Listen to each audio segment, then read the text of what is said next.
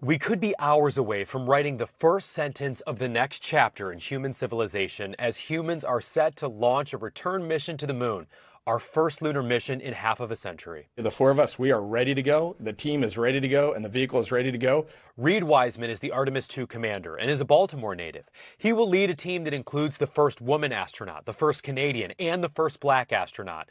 The historic crew will travel deeper into space than any human before them. I also hope we are pushing the other direction, that one day we don't have to talk about these first, that one day this is just, and I listen to this, that this is the human history. It's about human history. It's the story of humanity, not black history, not women's history, but that it becomes human history. The launch is scheduled for 6:24 p.m. Wednesday, and right now, NASA expects an 80% chance for favorable weather. Once in orbit, the crew will circle the Earth before slingshotting to the moon and wrapping around the far side of the moon.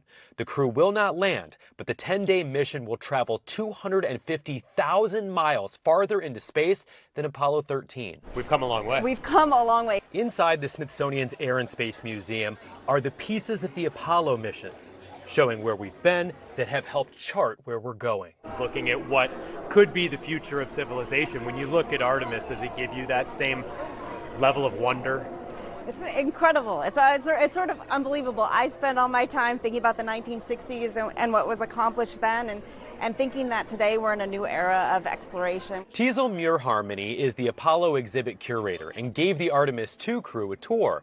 She says the crew took particular interest in these, the overshoes that were the last boots to step foot on the lunar surface. When they came here, it was really fun. They loved these overshoes in particular, and they dreamed about, they were talking about how great will it be when they get to add some Artemis boots to this exhibit. Christina Cook will be the first woman astronaut to serve on a moon mission, where the goals are to someday establish a sustained lunar presence and a moon base, and potentially answer the question, are we alone?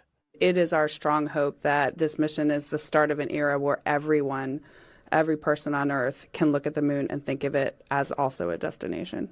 Neil Armstrong's giant leap for mankind was never meant to be the last small step for man. The next step is now here. Drew Wilder, News 4.